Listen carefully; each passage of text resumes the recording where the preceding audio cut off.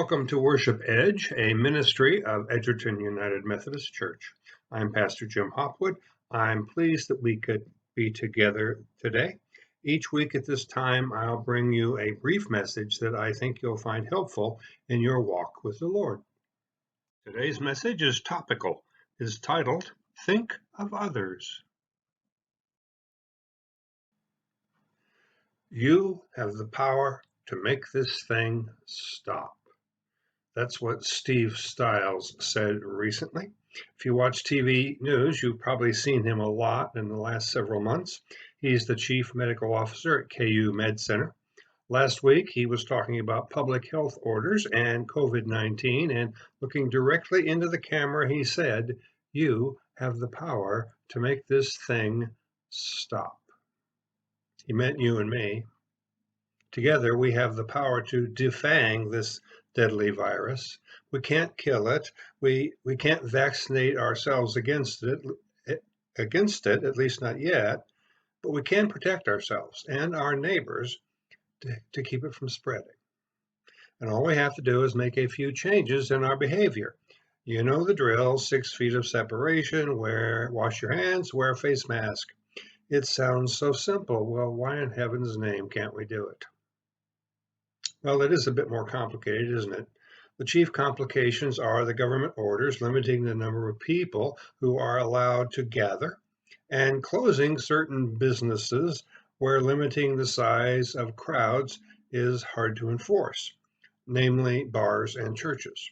Now, you didn't know we had that much in common, did you? Most people don't like to drink alone. Most people don't like to worship alone. Drinking and worshiping are social activities. They can be done alone, but that's not how most people want to do it.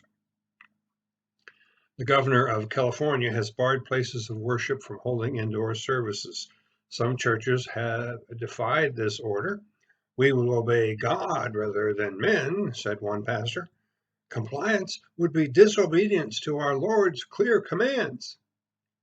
Really? I don't recall reading anywhere in the New Testament that Jesus clearly, or even not so clearly, commands in-person public worship gatherings on Sunday morning. Now, the book of Hebrews does say in one place that we should not neglect to meet together. But I don't think that's meant as a command from God: every Sunday morning, plant your butt in the pew or else. I think limiting the size of services is much preferable to banning worship altogether. But the government surely does have a God-given authority to prevent people from acting in ways that harm other people. And pretending that COVID-19 doesn't exist is probably the main threat to our efforts right now to fight it. So why can't we agree on this mask thing? There are no intelligent grounds for rejecting masks. That's what a columnist for a major newspaper said recently. But who said intelligence had anything to do with it? Everybody knows the arguments for masks. Some people just don't care and don't think that shaming them will do any good or change their minds. It will only reinforce their belligerence. Best-selling novelist James Patterson says he just can't understand why we are stuck in this self-destructive debate. He says, "Not wearing a mask is the equivalent of driving around drunk and going through red lights." And that may be true, but plenty of people do both those things, even though they know it's wrong.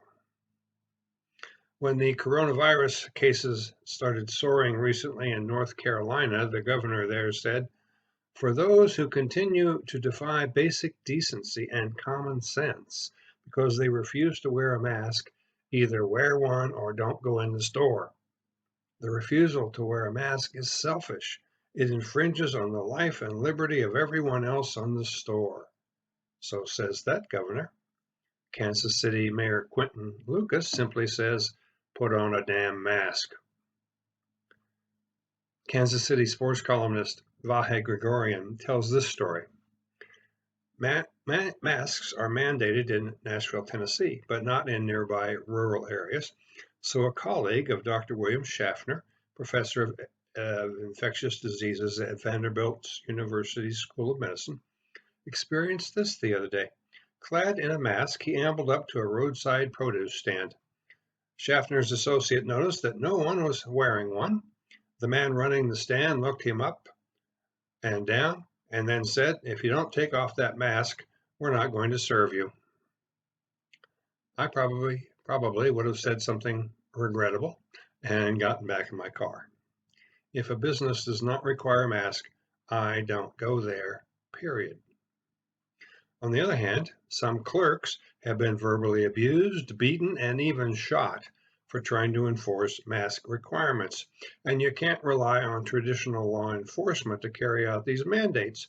Only last week in Florida, where virus cases are spiking, one sheriff ordered his deputies not to wear masks in most situations.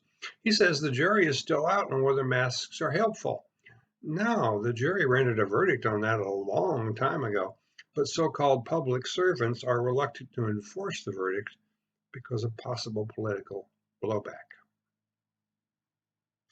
Presidential candidate Joe Biden has called for a national mask mandate.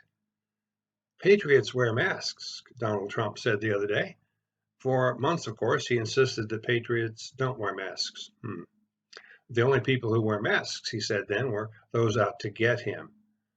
While creating chaos and division is not just a Trump tactic. Back in March, religion columnist Morgan Guyton wrote a song titled Excalibur. Part of it goes like this. You think that you have triumphed, Satan. You think that you can bring the world to its knees with a virus that makes us turn on each other.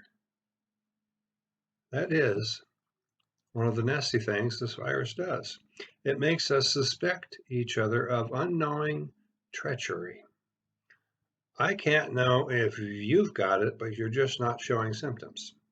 And you can't know if I've got it, but I'm just not showing symptoms. We can't trust each other because we can't trust ourselves because we can't know ourselves that deeply. To care for ourselves and others, we have to assume that each one of us has the virus already, but just isn't showing symptoms. In this situation, we either have to avoid each other entirely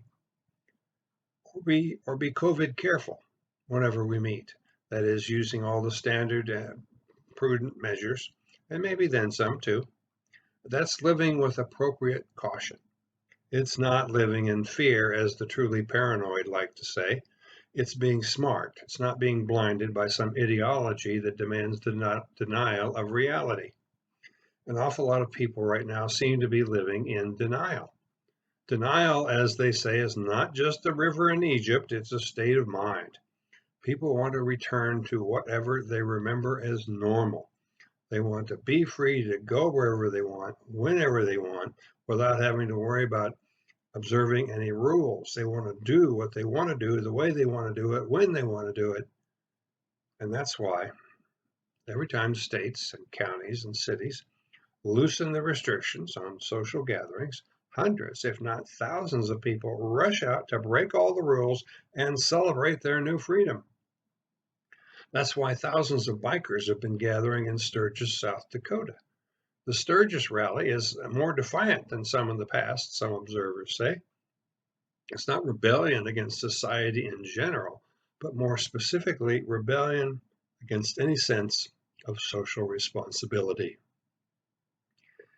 Now, you might chalk this up to pure cussedness, but I think it's a lot more than that. It's an almost militant defiance of the principle of caring for other people. I find it very hard to understand.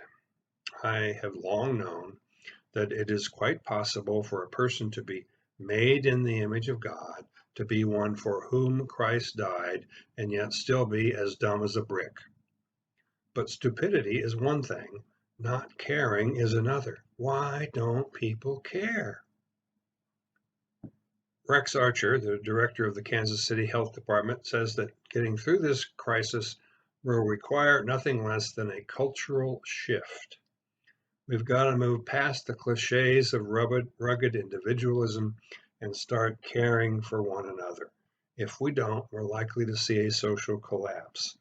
Now, some folks wouldn't mind a social collapse because that would give them an excuse to consolidate their power, but it would be a disaster for the American dream.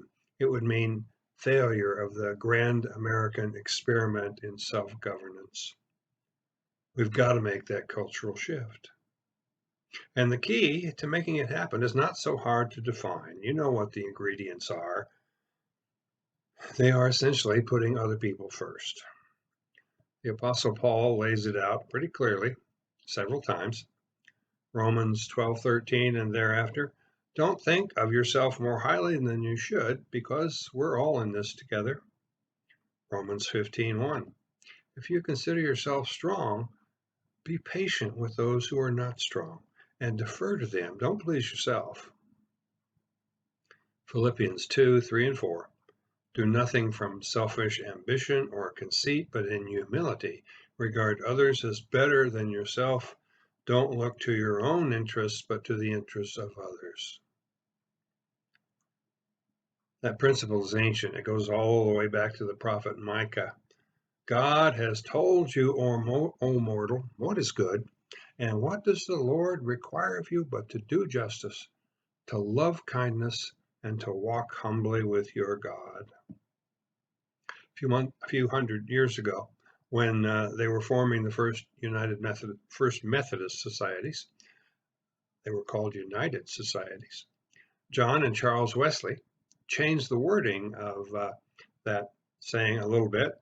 Today we express their three general rules as do no harm, do good, love God.